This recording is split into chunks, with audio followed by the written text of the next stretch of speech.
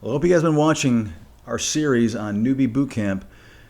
Let's talk about the third and final stage of this thing, hitting the road. That's right. You've got your offer, you've accepted your offer, you've looked at your numbers, and now it's time to hit the road. What do you need to know as a newbie on this week's edition of Travel Evolved?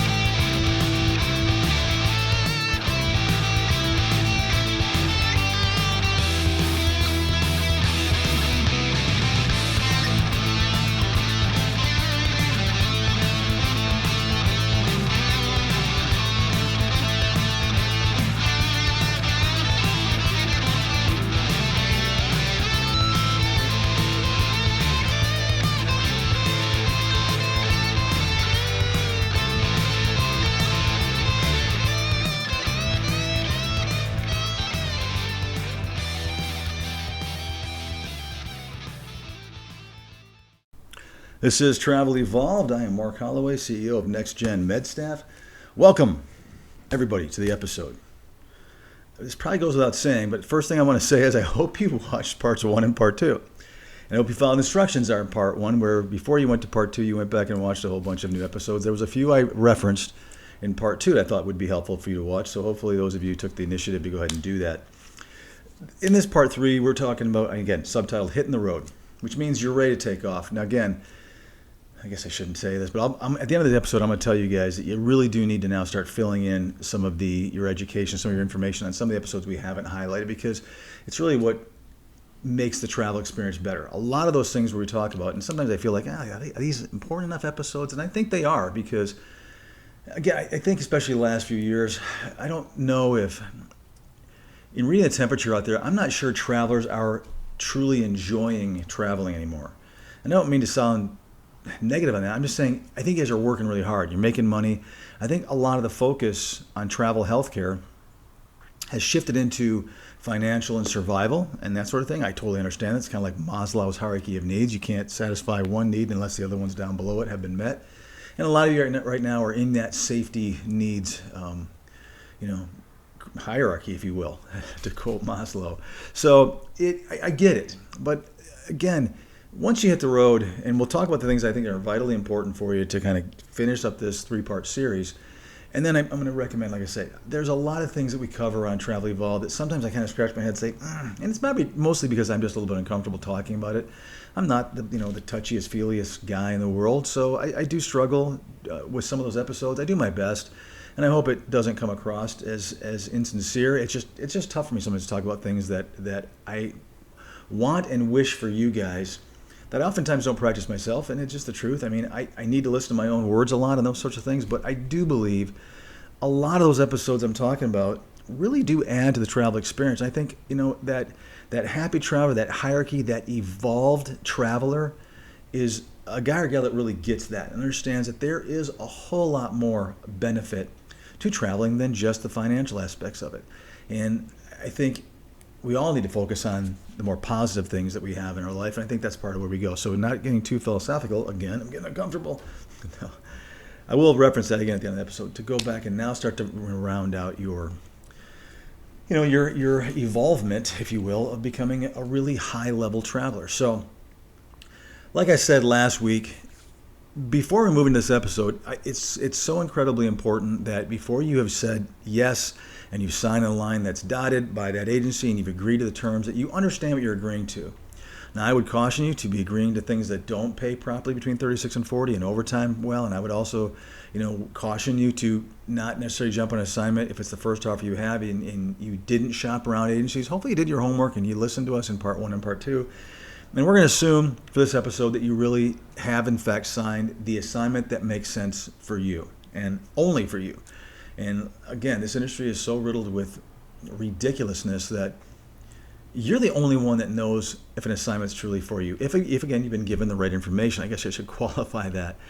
But when you get a location and a pay rate you're the only one that can judge whether or not that makes sense to you. And that's why the recruiting model is so bizarre, because you're counting on communication and filtering and communication back from a recruiter that you're hoping truly understands everything about what it is that you're looking for your assignment. And let's be frank, it's difficult. That's why I really do believe we're pushing and moving more towards a self-automated option where you are in fact either receiving or searching for your own positions. I like the receiving one where you put the information in, and that way you get that information right away, and if it makes sense, you jump on it quickly before everybody else does.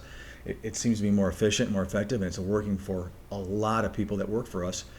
But this is again one of those areas where the recruiting model is in fact someone is making an assumptive, decision that they know what you want before they even present stuff to you. So we're going to bypass all that. Go back and listen to the first 2 episodes, and if you're jumping on this first one, you got to listen to at least 1 and 2. Otherwise, you won't know where we are. So I'm assuming you double check the numbers. You ran them by somebody. And if you are in fact a newbie and someone else agreed, yeah, this seems like a pretty solid deal. You understand your offer. Here's where I think it's very important that you, and again, most of you guys are tied to a recruiter. Recruiter's the one that sold you to take that position to that company. Let's be frank.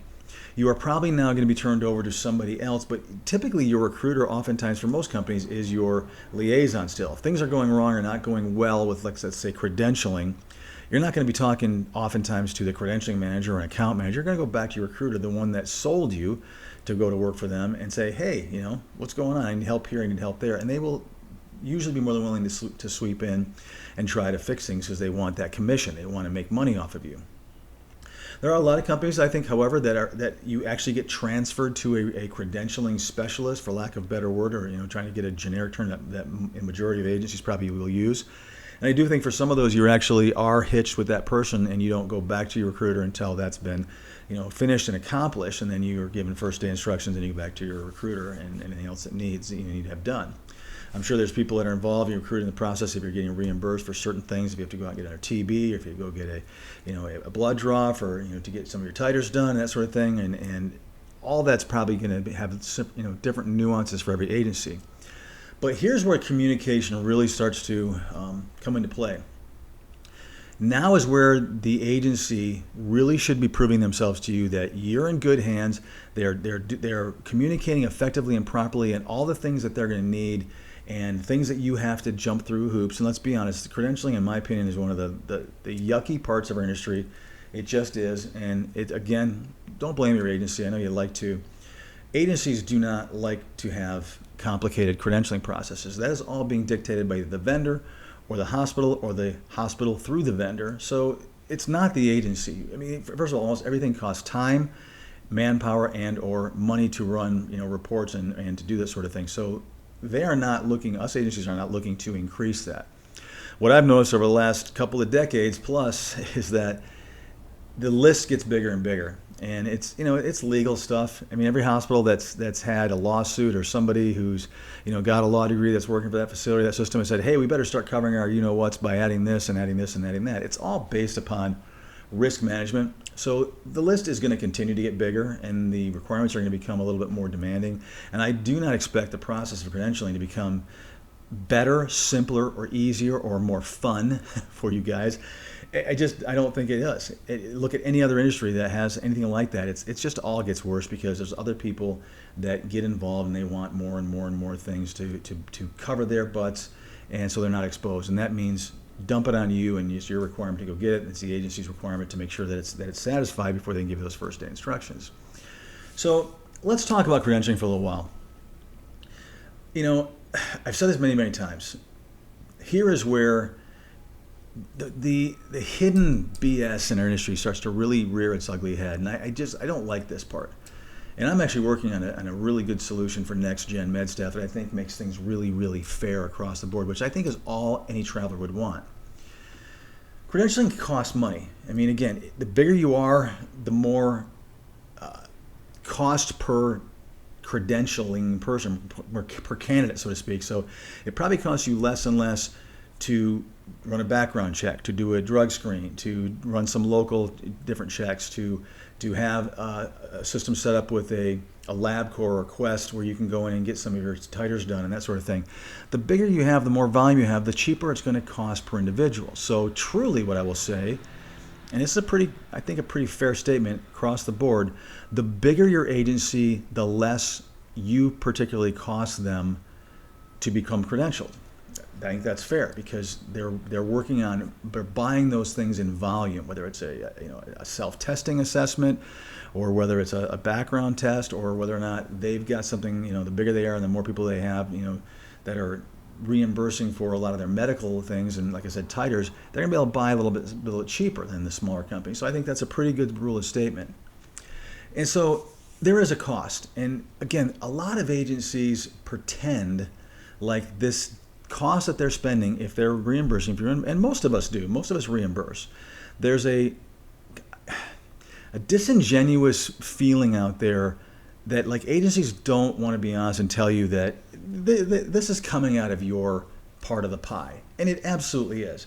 There is very few companies out there that don't put some sort of expense in that. They can't because it does cost them money. I mean, even if it's $350, if that is part of their amount that they're making, they're going to fix their formula to make sure that that cost is either shared or probably passed along to the traveler, which means, I've spoken before, I've had companies I've ran before were truly on a 20% margin. Other companies were looking at a margin saying, well, you really are at a 20%. We said 20%, but we were really at 23, 24, 26 because we had all these things we were putting into credentialing. I've seen agencies, believe it or not, put the cost of the salary of the credentialing team into all the travelers, which means they're actually paying for their operating expense of their salary, which is crazy. But companies, listen, agencies do whatever they want to do. It's their business model. It's their business. This is how things affect your net pay. And it's not just about a company deciding that they want to have a larger margin. A lot of companies decide that their larger margin is because they're going to make sure that they're reimbursed for this, this, and this. Some companies even reimburse for fatalities and cost of goods sold or business expenses when somebody quits. The more travelers that quit, they kind of say, well, we better bump our margin up to offset that. This is real stuff, guys. And to be naive and to think that an agency is just going to pay for this for you and not for somebody else and have it be done free, you know inside that doesn't make a lot of sense to you. What I think most travelers say is, well, they're just so big and they make so much money that it doesn't matter. It does matter. If you start, any smart CFO or anybody who's higher up in any of these companies, they are looking at these numbers saying, if we just did this, look at how many, again, bigger companies. Sometimes a 1% difference in your margin can be a couple of $1 million in gross profit at the end of the year. We're not talking about dumb companies here, and you guys have to start thinking that even though it's a simplistic model and things make sense and are easy to understand, this is still a numbers business. And I've always said it in an episode that says nothing is free. Nothing is free to you. You are the recipient of what is left over based upon what a company is deciding they're going to take as operating expenses or cost of goods sold, period. So when a company tells you that they're credentialing you and there's no cost, and yes, we'll reimburse that license, yes, we'll do this, they have that automatically calculated in based upon either your specific needs, which I think is the best and most fair way to do it, or they're doing it across the board. Notice, and I'm going to use this as an example. When you guys extend, do you get a raise? Do you get $1 or $2 an hour raise typically? Sometimes maybe you do. Mostly you don't. The difference between an extension and a brand new start is, I can't tell you last time a vendor or a facility asked us to re-drug tests, re-background, anything that we had expense-wise on the first part of your assignment. When you do an extension, that cost has gone away, which means that if we were offering you XYZ for your total compensation, and again, the only thing that really should be changing should be your taxable hourly rate, that should be going up, which is what we're working on. I think that a traveler should truly be able to say, here's the amount of money I want for traveler reimbursement, here's the amount of money I need to either get or to secure my licenses and my certification assignment, here's what I'm going to need you guys to pay for up front medically, and it should be a very transparent, open thing, says if you want this, no problem. Here's how it's going to affect your take home. I don't mind that companies do it. I just think they should be upfront and honest about it, because I don't think it's fair for somebody who is, going from, let's say, Fort Lauderdale to Jacksonville, Florida, getting the same pay rate as someone that's coming from Nevada to go to work in Jacksonville, Florida, that has a much higher travel reimbursement. Their pay should be slightly lower based upon, or I should say your pay should be slightly higher because you barely have any travel expenses. If you barely have any credentialing, you should be making a little bit more money. And again, $1 or $2 an hour, as you guys know, is significant over the course of an entire year. Imagine making $2 more an hour at 36 hours a week. So at 72 bucks a week times 52. I don't know the math, but just that minimal amount of difference should be passed along to you guys. So first and foremost, don't be naive. Know that if a company is offering you something for free, it's not really free. It's already been calculated in.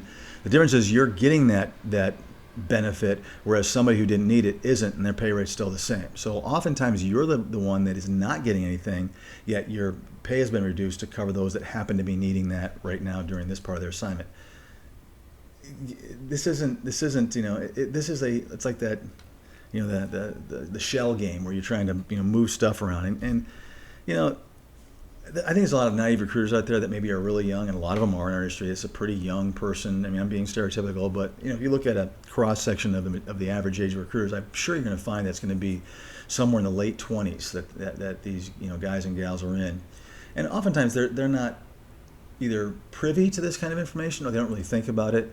And when they tell you that it is free, if they do, I don't necessarily think they're trying to be misleading at all. I just don't think they really know. I haven't thought about it. You guys know because you watch us. You guys know because you're an evolved traveler and you get it. And if you haven't and you're watching this Newbie Boot Camp, this is where your eyes start opening up. And this is why it's so very important. I cannot put in 2.5 years and what's going to end up being probably about 4 years worth of material into 3 segments. And then we went long last time because there was just a lot there.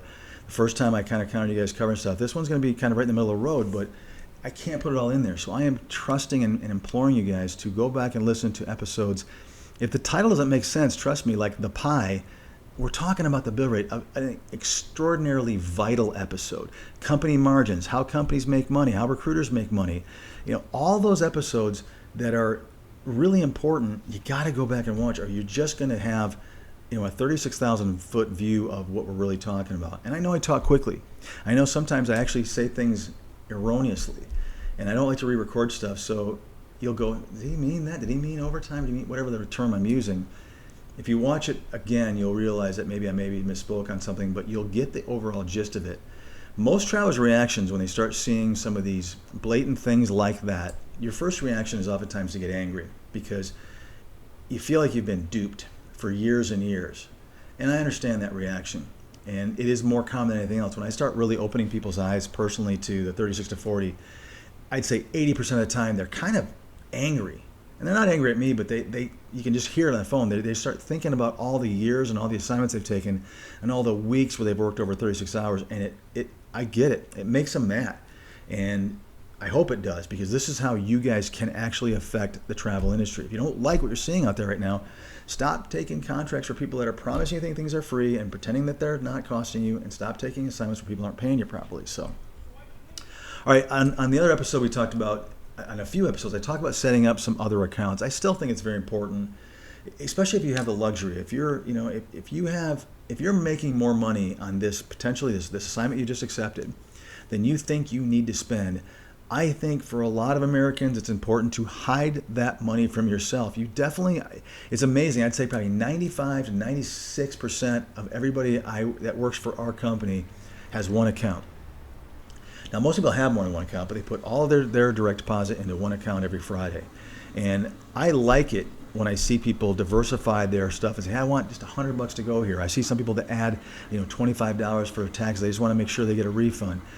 These are smart things to do to make sure that you just aren't looking at access, and it helps you keep those operating expenses in your own personal little travel business down more to a minimum. So figure out before you go, what kind of money am I going to be grossing? You're going to know, again, we're going to talk about here in a little bit, about your expenses. What am I looking at as far as my housing, my meals? I mean, this is a high cost of living. Am I going to be able to go to the grocery store? Is it a place that I'm staying at that's going to allow me? Is that a big refrigerator so I can actually buy it more in bulk and save money that way? Or am I going to have to spend a lot of money by going shopping a lot because I've got a little fridge or none at all? These are the kind of things that are important. But if you have an account other than those expenses set up where you can dump some extra money and kind of, forget about it, this is where you're going to go a long way. Those kinds of accounts help you in the event that you get terminated or in the event that you're struggling to find an assignment or, gosh forbid, a vendor or a hospital says they're going to extend you and at the last minute they say they can't, which is incredibly common.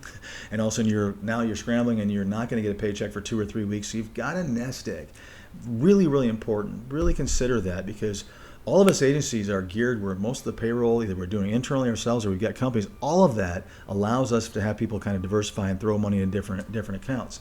Whether it's a savings account or you want to keep some money in an account where you don't have access to it because you don't have a debit card to it, or you want to just have some things go and pay off of a credit card. I've seen people do that where they're actually paying down a credit card so that by the time they're done with a couple of assignments that there is nothing due on that. Smart. You can do all those things. So I breezed past it real quickly, but here is where I hope you've already done some quick research before you accept this assignment and you have a general ballpark idea of the biggest operating expense you're going to have. And it's really a cost of goods sold, I guess, but you're your own little business on the assignment, and that's going to be your housing. Here is where you've got some decisions to make, much like finding the assignment in general. Am I going to look for housing where because I want to be comfortable and I want to enjoy and I really want a nice place? I mean, again, no judgment. Or am I going to put some more money in my pocket and I'm going to kind of rough it a little bit on this assignment and find housing that's a lot cheaper? This is where you are in control. And again, I would suggest this is where you treat it like a business. Don't take it personal, but don't necessarily live in the high life. Find a couple places. Say I would love that place because it's close to this, or it's nicer, it's bigger. But I really need to be smart, and I think this place will do, and I think I can be just fine here, and I think I'm going to save a couple $100 or maybe even more every month on this housing. Or maybe there's something to do with a lease where it's less. If something were to happen where you need to leave an assignment, you're not going to get stuck with the remainder of that rent and all those things that used to be on our plate for risk management that's now thrown on the traveler over the last 10 years. This is where your housing research has to be really smart. You got to be very smart about choosing and selecting what housing you're going to go in. I think the housing aspect of this phase is one of the absolute most important parts of going to work. It's the biggest decision, other than taking the option of initiative of actually signing and going on this contract. This is incredibly important. You've got to really spend some time, and this is where that decision really makes sense. And again, you start multiplying this over the course of a year. The housing that you choose oftentimes is going to have two different factors associated with it. Your overall enjoyment, because let's be honest, a lot of you guys are only working 3 days a week, and so you're not working 4. So I understand that aspect where you don't want to have lived in really dumps for the entire year. That can drain you. So keep that in mind. And again, I'm not a big believer in travel or burnout, and that can affect you. If you're depressed and you go home to a kind of a yucky place and you're not going to be happy, consider that. But also again, consider the expense. And I hope that you did that before you even accept this assignment. This isn't blind and brand new to you. So you've got to do your housing search. I mentioned a few seconds ago, but you really do need to be very, very careful about your exposure to risk. Of course, we all think, I'm going to have this assignment. I've talked to the manager already. They want to extend me for another 13 weeks, and I've just started here. Things happen. If I've learned nothing in this industry over the time I've been in here, is that if it can happen, it will happen to somebody.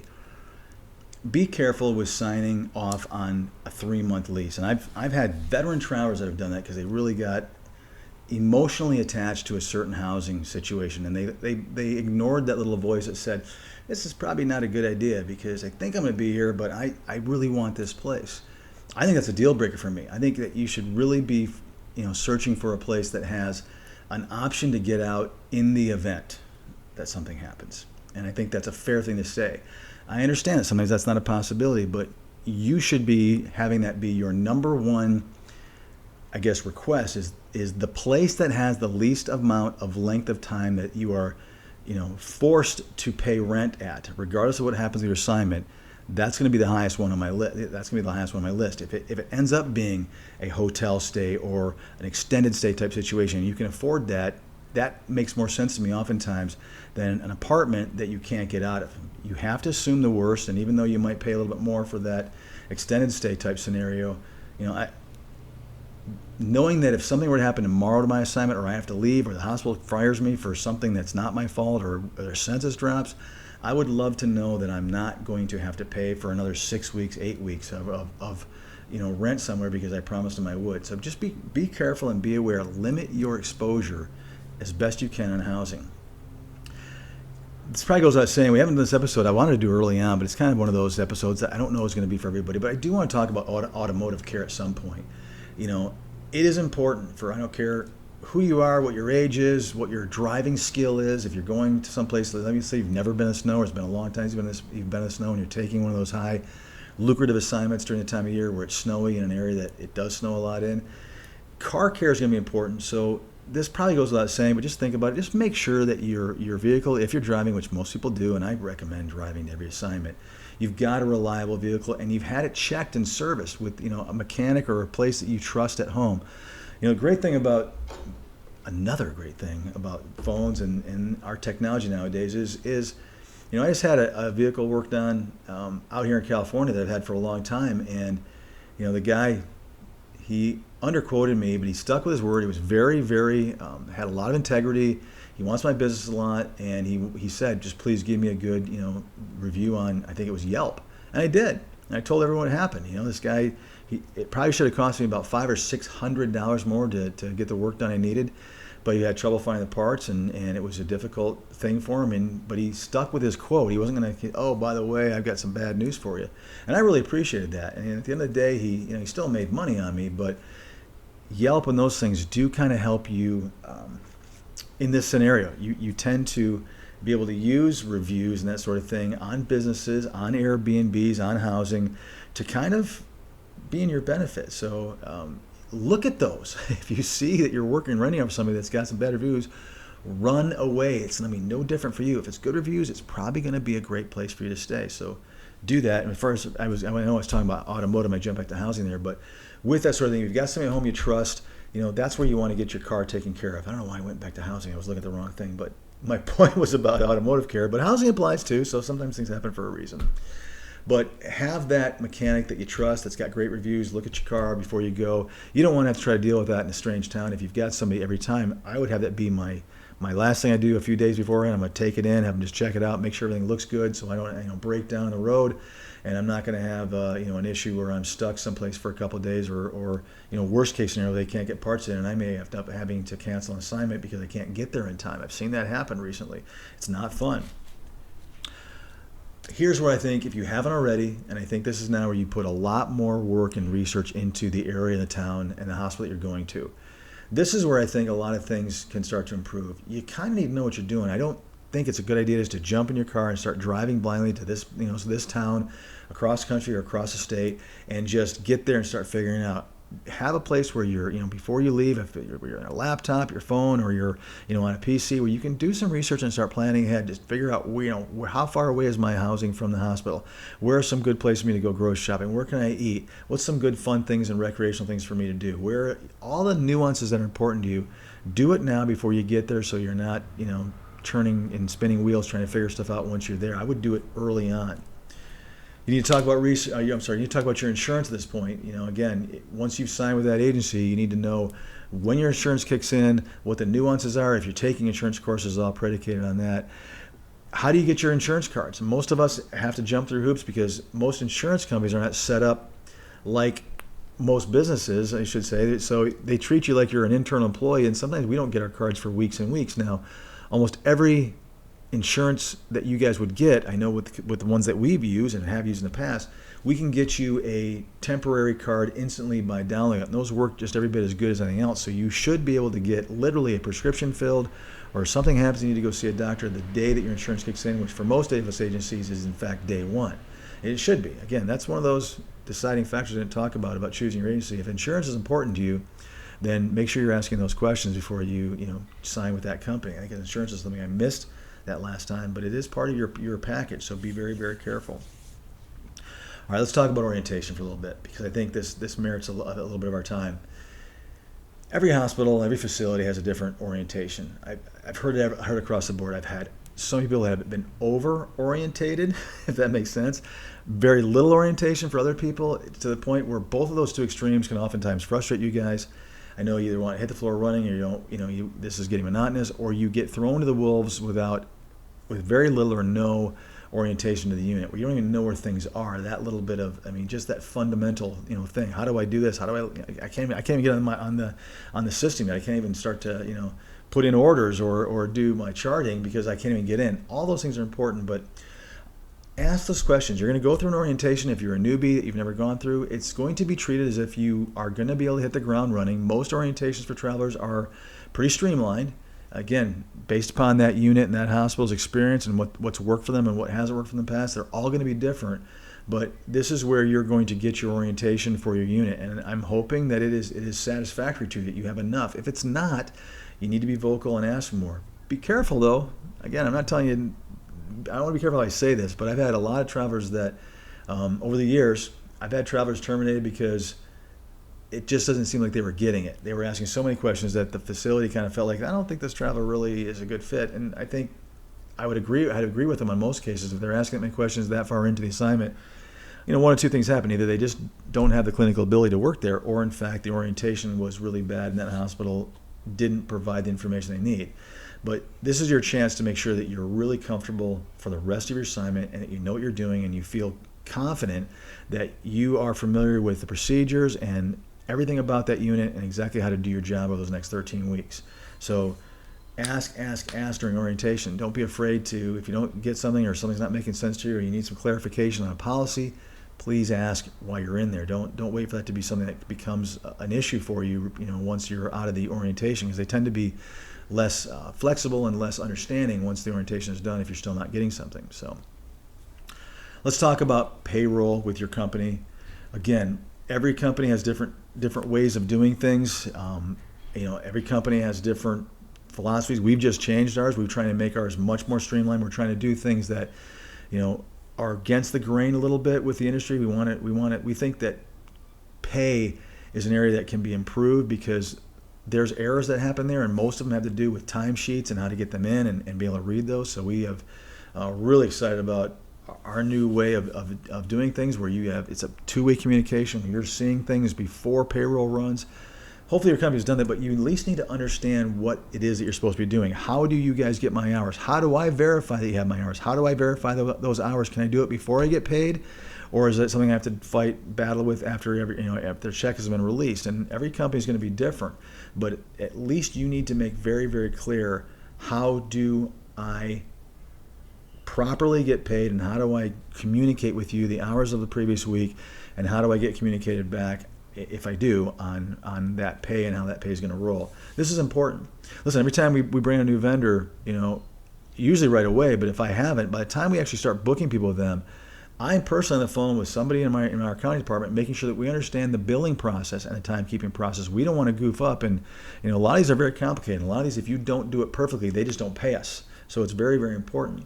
So I'm asking the same questions you're kind of asking from a different side of the desk, saying, how do we make sure this is perfect? Because I don't want to have it go 5-6 weeks and have them say, oh, well, you're supposed to email it here, or you were supposed to put this unit cost down here, or you're supposed to verify what we put in, not send us stuff. Every one of them is different. No different for you guys. Every single assignment you're going to have, every single agency you work for is going to have a different way of doing things. You want to communicate and be very, very clear. This is, again, where I hope, if you are, whatever agency you're working for, whether it's recruiter or recruiterless, I hope that the person that you're communicating with and the system they have set up for communication, and we certainly do, we pride ourselves in communication. It should be better than everybody else's, because we're not using recruiters. I don't want you to lean on a recruiter. I want you to be able to call people that are helping you with payroll. I want to be able to help, call people that are credentialing. I want to be able to call an account manager and not a recruiter who can fix a problem in a facility. I think going through a recruiter for everything doesn't make sense to me. And that we have those customer service reps that can handle everything, but we want to be able to have you talk to accounting if there's a problem. If you have a question, hey, I don't have a signed timesheet. It's last week of my shift and I'm done. What do I do? I want you to be able to talk to somebody in accounting so they can give you the proper answer. So communication is important, and I'm hoping that at this point, whatever company you went with, that you kind of already validated that communication. You kind of reaffirmed that things are going to go well, and I hope at this point that they are. If they're not, this is where you have to start, don't be hesitant to start screaming early. You don't want any issue, whether it's a problem you're having at a facility or a unit manager or hours or floating, whatever the case is, you've got to be able to start talking to somebody, and don't wait until it gets so bad that it's almost unfixable. Communicate with whoever it is you're supposed to communicate with that company, and do it quickly. And again, my hope is that this was part of your research in choosing the company you went with, and you've got somebody that's got your back and someone that can get things done, and they do get done without having to take weeks and weeks and weeks to get fixed. So here is where I'm going to say this. And again, I don't want to cut this episode short. This was a longer series than I thought. Should have probably done 4 of them and had the second part being 2. When you're on the hitting the road and you've gotten there, I really believe that rather than me sitting here spending another hour and having this be another hour and 40-minute episode, I really would advise you guys to go back and start listening to this series. It's part of the communication process. It's part of your education process. I've said this so many times on Travel Evolve. I do not think it's the only place you should be getting your information from.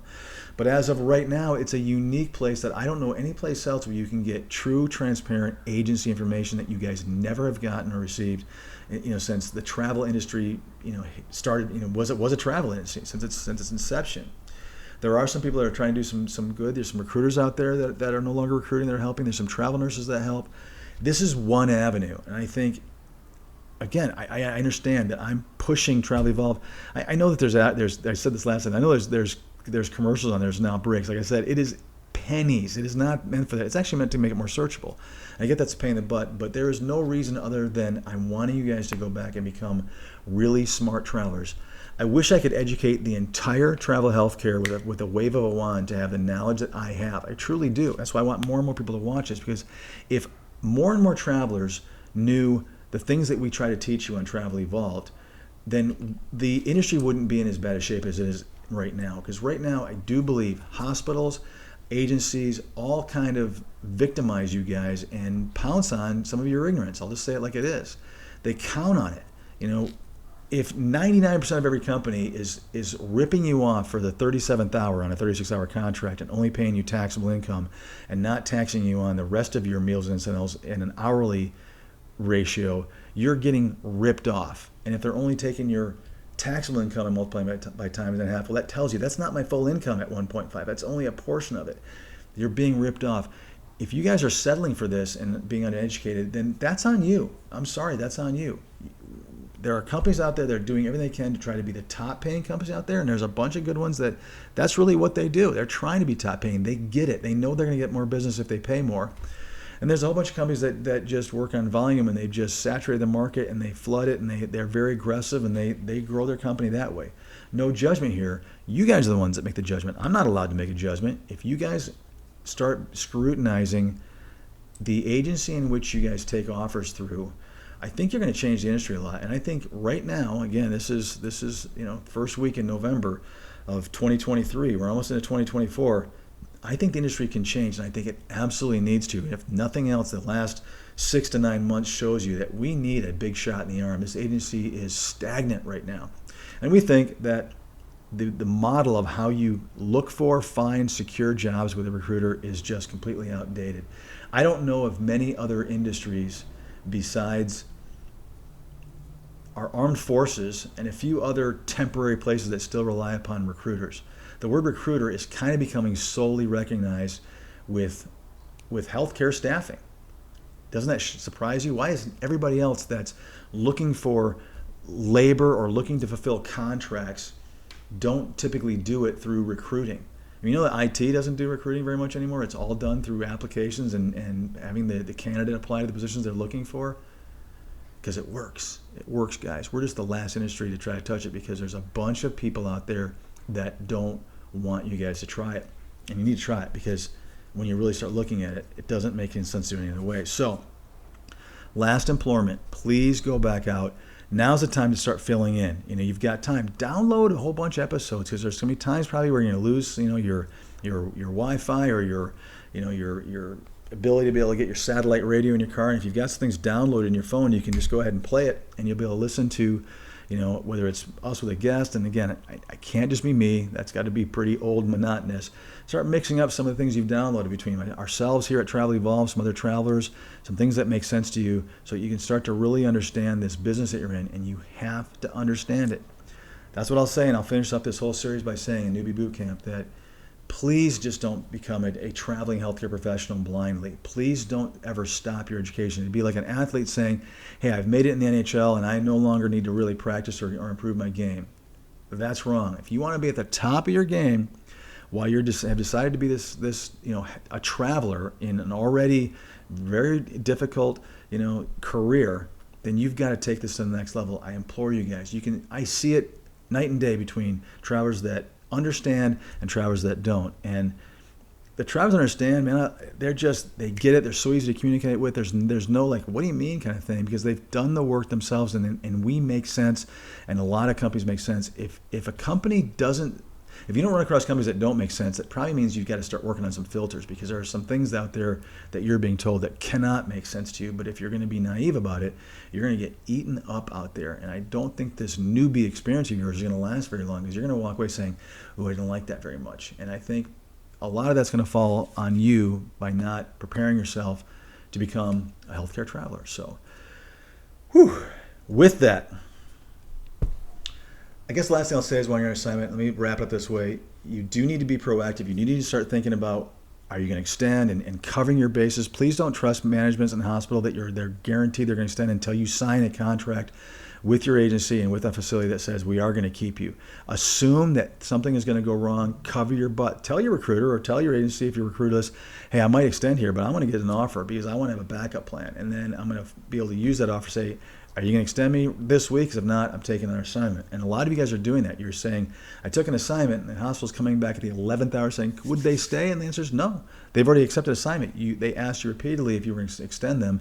And budgetary-wise, or who knows, permission-wise, you weren't able to tell that traveler they were going to extend. So, now they're gone. They'll come back potentially if they had a good assignment, but you could have had them. So it forces that facility to, fish or cut bait, as they say. Are you going to extend me right now, or am I going to take this offer that I'm getting right now to go somewhere else? Because once I sign that, I have integrity. I'm not going to tell that new hospital I'm not coming just because you said you want to extend me. And do that. Honor what you do. When you sign a contract, whether it's this one, go to the assignment, fulfill the assignment. It's going to help you a lot. Go back and listen to some of those early episodes where we talk about getting through a tough assignment and the role of a traveler. These are important so that you understand that if you are true to yourself and you give your best to every assignment, it's going to come back and help you as a traveler. You're going to be a stronger traveler. If you kind of dial it in every assignment, you're going to have 4 or 5 years going to go down, and you're going to still be struggling with being the top chosen candidate. If you start this career off the right way, you will start rising to the top quickly. If you're willing to sacrifice some of your wants for some of the things that you know you need to do to boost and bolster your online or your paper presence when you're being submitted, this is where it all comes down to play, guys. So I so appreciate this. I hope this was helpful. I hope these 3 Newbie Boot Camp episodes do stand the test of time. I think there's going to be some changes. I may watch these in 2028, in November of 2028, and see what changed. I hope I have that luxury at that point to be able to go back and say, let me see if that was right. If you're watching this thing and it's been, just 2025, 2026, I'm curious to see if it does still apply to what happened when we recorded this. So guys, as always, I appreciate it. We're going to catch you next time, I hope, on Travel Evolved.